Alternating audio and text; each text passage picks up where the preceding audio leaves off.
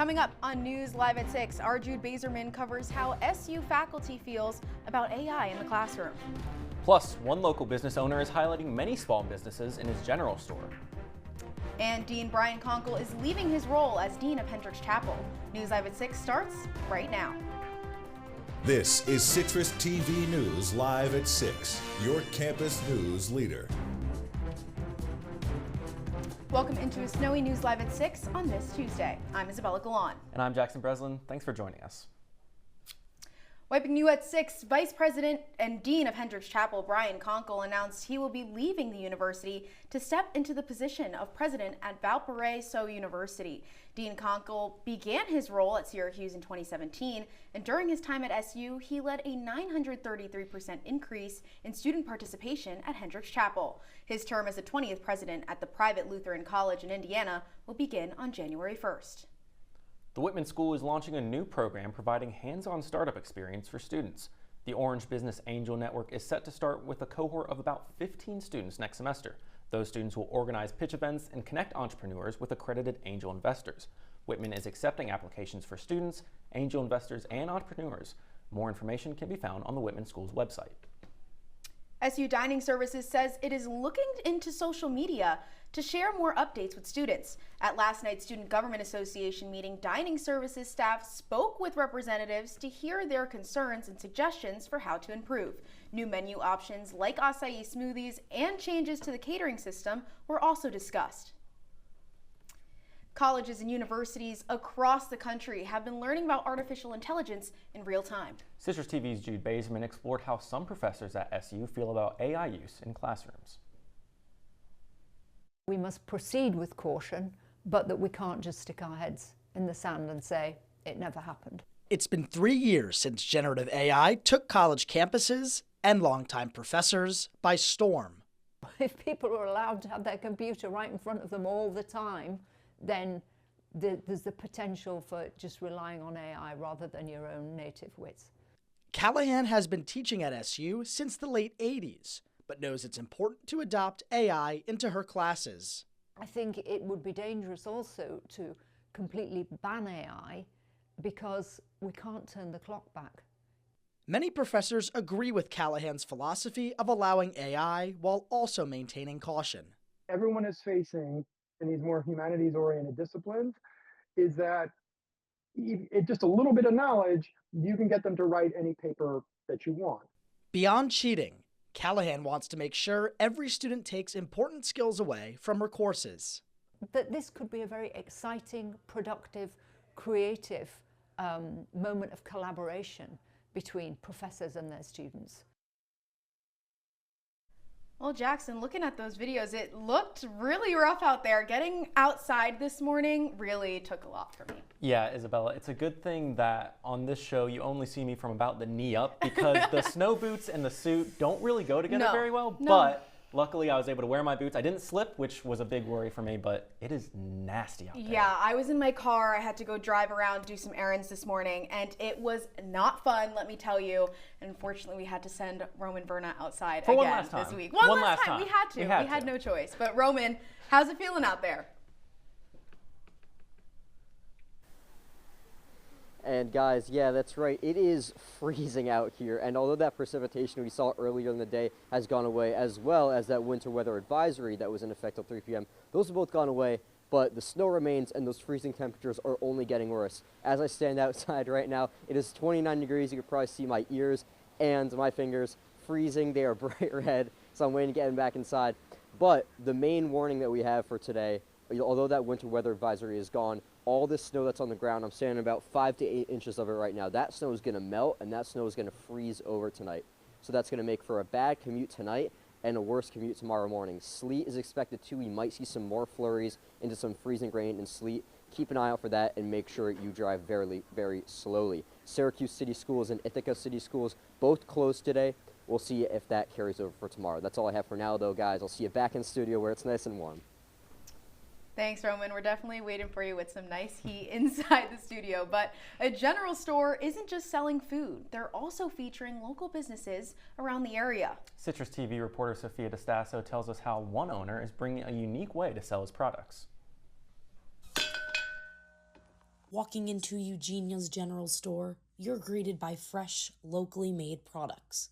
Owner Michael Mordewicken says the idea came after a visit to Open Farms Day. Seeing the families actually come out to deliver these things in minivans with their kids, I'm like, I need to help them somehow. Starting a business is challenging, which is why he wanted to provide a space for them so they can focus on their work and really hone in on it. The store doesn't just sell New York local products, it is also inspired by Eugenia.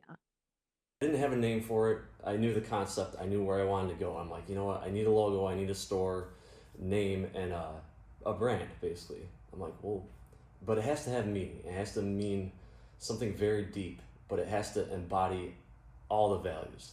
And I'm like, of course, named after my grandmother. For the logo, he decided on her Favorite bird was a cardinal. For the font, general store should be classic, of course. And then I'm like, I'm going to use her signature. He wanted every detail to carry a piece of her, including the cardinal, shaped from a photograph that captured her exactly as he remembers her. So she was by the shoreline, had her dress on, bonnet on, nice day at the beach, didn't want to get wet. Of course, a wave comes through and gets her wet. And then she just let her arms out, and the look on her face is exactly how she approached life. And even the colors in the store tie back to her. The dark blue on the walls is a nod to her '69 Buick Skylark. The light blue on the floor matches his great-grandmother's room, and the red in the back comes from the family barn. The brick accents, that part was his own touch. All the bricks, you start from nothing, and all the ideas that you have come in to build the foundation of who you are. But it works the other way too, because the foundation of your family and who you are actually spreads back out to the community as well. And that family foundation guides him, especially in how he welcomes his customers. I start counting my register at my time. If I have customers in the store, I don't. I don't do that in front of customers. I don't want them to feel rushed. I don't want them to feel like they have to leave. And the care he shows his customers is the same care his grandmother showed him. People never go away, and they live on as long as you keep their memory alive. So maybe physically they're gone, but they've moved on, and they live on through us. And for him, that's what this store is really about, keeping Eugenia's spirit alive in every person who walks through the door. For Citrus TV News, I'm Sophia DeStasso. Thank you so much, Sophia. 2 teens have been charged for the murder of a Syracuse man in June. 16-year-old Elijah Barroso and 17-year-old Noel Cummings are accused of fatally shooting Juan J. Rodriguez Jr. on the 200 block of Westmoreland Avenue on June 8th. Law enforcement is familiar with the teens as they were previously arrested and charged with attempted murder in July, though no injuries were reported. They are being held at Hillbrook Juvenile Detention Center and will be arraigned on Wednesday for new charges. Licenses may be required to be able to snowplow in the city of Syracuse. A low number of private snowplow contractors in the city are licensed, and this number was discovered during an audit of the city's licensing operations. No licenses for snow removal have been issued for this year. A Syracuse City Ordinance article requires a person to obtain a license from the finance department. Those seeking to apply must pay a $50 annual fee for the first piece of equipment. Kinney Drugs is partnering with Enliven Health to offer free Medicare Part D plan comparisons for seniors. Part D is an optional coverage available through private insurance plans approved by Medicare that helps pay for brand name and generic drugs not typically covered. Kinney Drugs says it wants to make it easier for seniors to navigate open enrollment through a 3-step process, either by phone or online. Around 60 million seniors are covered by Medicare, and those interested have until Sunday to decide if they want to continue their current Medicare Part D plan into 2026 or cover a different plan.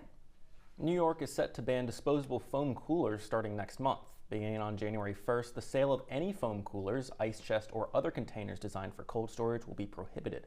The state is advising residents to start using more durable, reusable coolers before the ban goes into effect.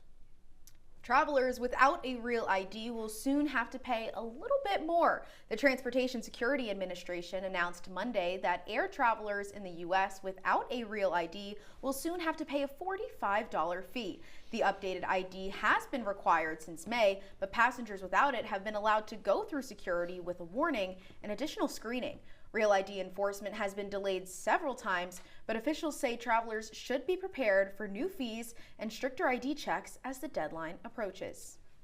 Coming up, President Trump held a high-level cabinet meeting earlier today. We'll have what was said and what it means. Plus, Costco is taking legal action against the Trump administration, why it's suing, and more after the break.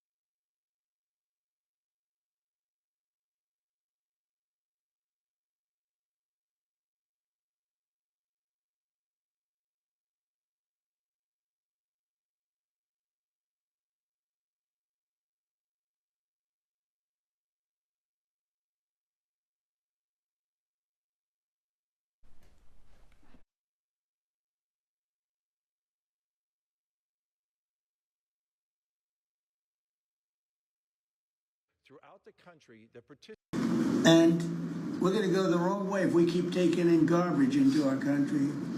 Ilhan Omar is garbage. She's garbage. Her friends are garbage.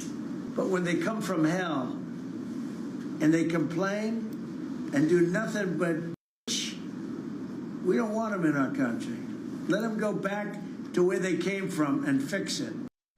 That was President Trump during a cabinet meeting earlier today where he called Somali immigrants, quote, garbage, and saying they did not belong in the United States. The tirade came as Immigration and Customs Enforcement was planning an operation targeting Somali immigrants in Minnesota. President Trump also addressed military strikes and defended the attacks on boats allegedly trafficking drugs in this meeting. The administration has also paused all immigration applications filed by people from 19 countries banned from travel to the United States earlier this year. And to the latest from the White House, President Trump shared his plan to create Trump accounts for families with young children. The accounts are intended to allow families to start savings accounts for their children. According to the Trump administration, any child under 18 who is a U.S. citizen and has a valid Social Security number is eligible to open a Trump account. Parents or guardians must set up and manage the account until the child turns 18. According to a White House fact sheet, an American child born after December 31st, 2024 and before January 1st, 2029, for whom a Trump account is established, will receive an initial $1,000 deposit from the government with the potential for parents to contribute up to an additional $5,000 per year initially. The annual contribution limit is $5,000 total per child with cost of living increases after 2027. Qualifying charitable organizations, employers, and government entities may make additional contributions that do not count towards that $5,000 limit. Today, President Trump has formally pardoned former Honduran President Juan Orlando Hernandez. Trump has announced his intention of granting a, quote, full and complete pardon to Hernandez last week. Hernandez was convicted and sentenced last year to 45 years in prison and given an $8 million fine by a U.S. judge for drug trafficking offenses. The pardon has received bipartisan criticism, with some saying they do not understand the president's decision given the administration's efforts to stop drug trafficking.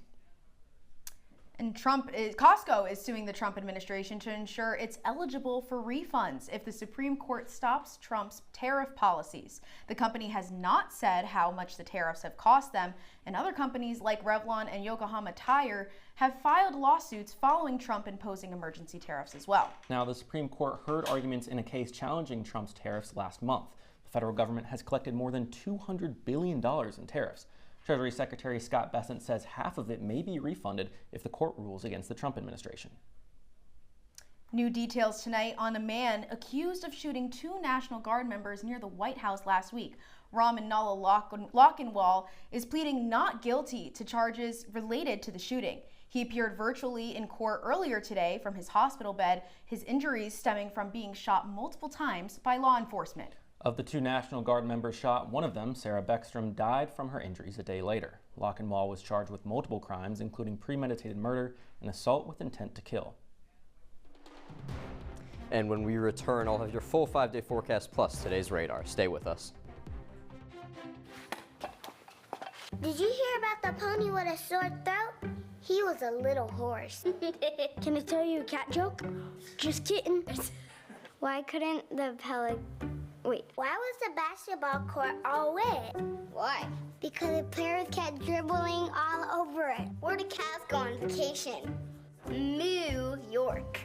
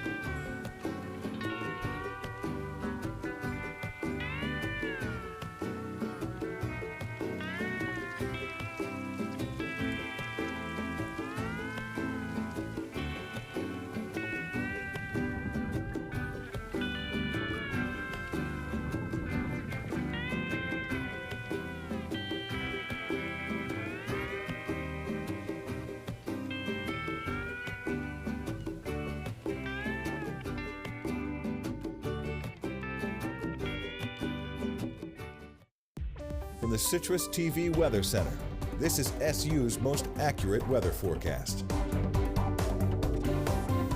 Welcome back into News Live at 6. A look now at your full 5-day forecast. And although that precipitation's not going to really come back, with the exception of Thursday, where we might see some wintry mix to severe wintry mix and some sleet, that's really not going to be the case for the entire week. As we move later on into Friday, Saturday, Sunday, going from a little bit of sun even on Wednesday to just clouds for the rest of the day. Looking at your temperatures, low 30s into the high 20s, mid 20s, and that temperature on Thursday, that low 9 degrees, not what you want to see. Looking at your radar for today, though, we can see that snow squall that hit. This was 10:30 this morning. Syracuse in the middle there, completely covered. Moving in 11:30, you can see it starting to move away. So this was a lot of overnight snow. And then 12:30 just into the afternoon there, still covered. But then as we look into just before our show started here, 2 p.m., you can see right above Syracuse there, still covered a little bit, but it was starting to get patchy, and then by 3 p.m., that'll moved away. That was enough to cancel schools citywide for the day, as I mentioned earlier, but not enough to cancel Syracuse classes. That's all I have for now, though, guys.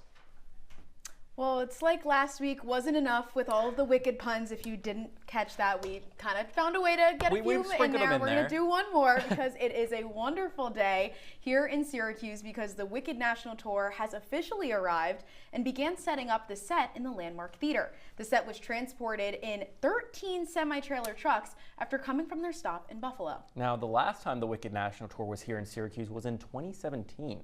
Company manager Steve Quinn said that he was excited to be back in Syracuse and offer the community the chance to see Wicked on stage. And really, you know, with opening night coming up soon, this might be a little dagger to the heart for you, Isabella. I don't think I've ever seen a musical on stage. What? I know that you are a huge musical fan. I don't think I have ever seen a musical on stage. Okay, we're going to change that and we're going to go see a show at the Landmark because that is absolutely insane to me. Jackson. I've seen Wicked. I saw the first Wicked. I've not seen the second one yet, but that's on my bucket list. But I think maybe seeing Wicked on stage compared to seeing Wicked, the movie, you know, I need to yeah, get you that definitely. in. I mean, I can't even lie. I have not seen it in person on stage, Wicked. I've only seen the movies and then like the videos of like recordings online, like things like that. But you know, it doesn't matter. I'm still really excited. I'm going on Thursday, but opening night is tomorrow at 7:30 p.m. with performances running through December 14th. And tickets can be found on the Landmark Theater's website. Luxury brand Versace is officially under new ownership. The Prada Group bought its fashion rival in a deal worth more than $1.3 billion. It comes as Versace has faced poor performances as part of luxury group Capri Holdings since the COVID-19 pandemic. Prada heir Lorenzo Bertelli is expected to lead Versace as executive chairman in addition to his roles as group marketing director and sustainability chief. Capri Holdings, which owns Michael Kors and Jimmy Choo, said the money from the deal would be used to pay down debt. Rahil, what's coming up in sports? Thanks, Jackson. Syracuse men's basketball, a huge test in just under an hour against Tennessee. I'll preview that matchup after the break. Dad? Just 1 minute, okay? Hey, Bobo, do trees tell each other stories? I'm sorry. I'm afraid I don't know that. Hey, why don't we go find out?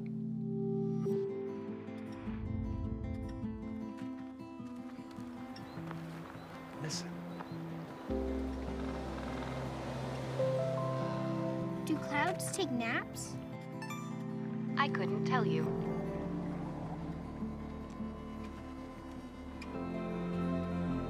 Can birds draw pictures? I don't have an answer for that. Dad, do stars visit their friends? Look!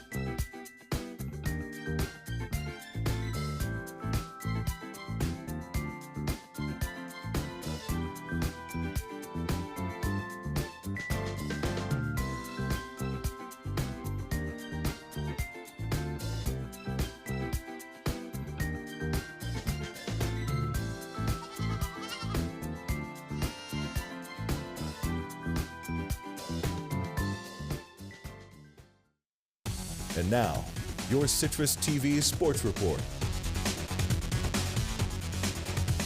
Well, with football season finally complete, SU Hoops is in full swing. Welcome into sports. I'm Rahil Jaswal. After going 0-3 in the Vegas Players Air Festival tournament last week, Syracuse men's basketball hopes to get back in the win column tonight in the Dome versus number 13 Tennessee in the ACC-SEC Challenge. Now, the Volunteers and Orange played last year down in Knoxville where SU got rocked. 96-70 was the final score. The Vols also played in the Players Era Festival tournament where they picked up a win versus number 3 Houston. What's worse for SU is that leading scorer Donnie Freeman has been ruled out with a lower body injury. This is the 4th straight game the sophomore is going to miss. Tip-off from the Dome is set for 7. And over in the NFL, the Giants traveled to battle the 10-2 Patriots last night.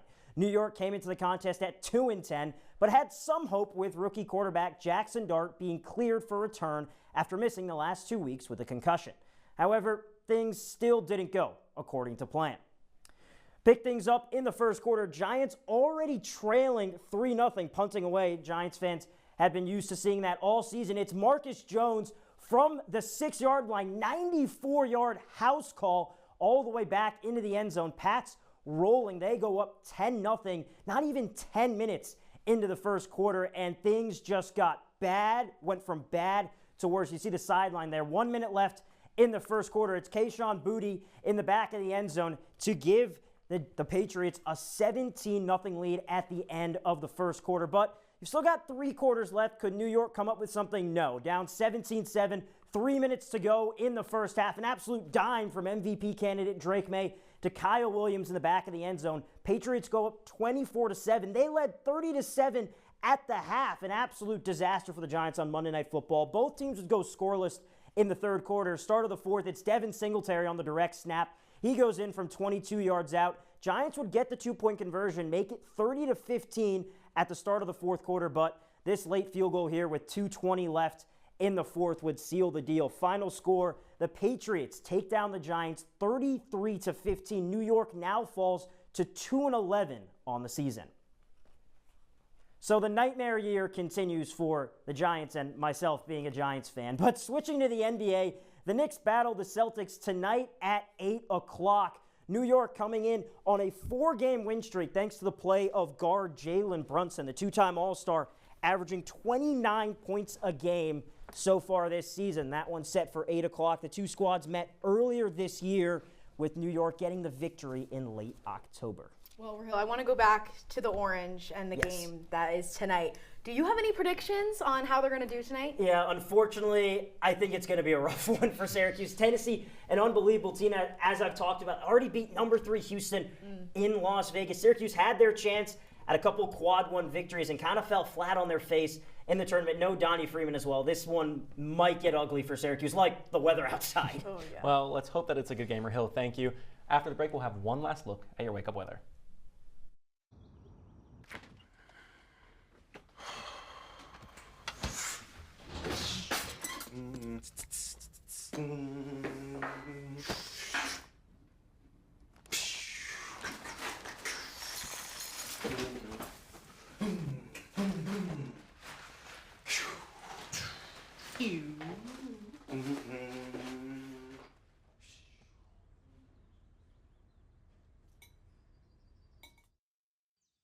Jason, let's go see your room.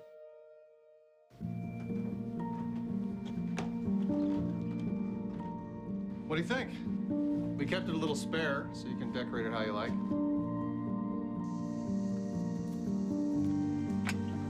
Dinner! Go. Excellent. Soccer is fun. Yeah, I saw you guys out there. We're the family. Yeah! Oh, I thought you were on my team. Wait.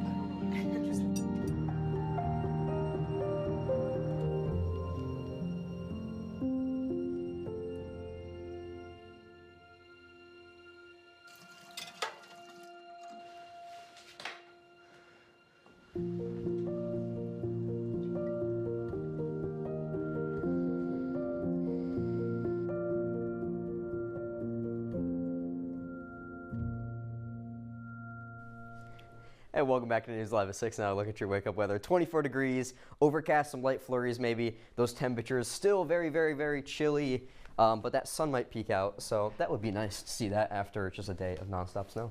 Absolutely. Well, if this weather is making you want to curl up and watch a Christmas movie like it does for me, let's just say maybe Home Alone, for example, you may view it in a different light now. It's not because of the dated references or old technology, but it's because of two numbers.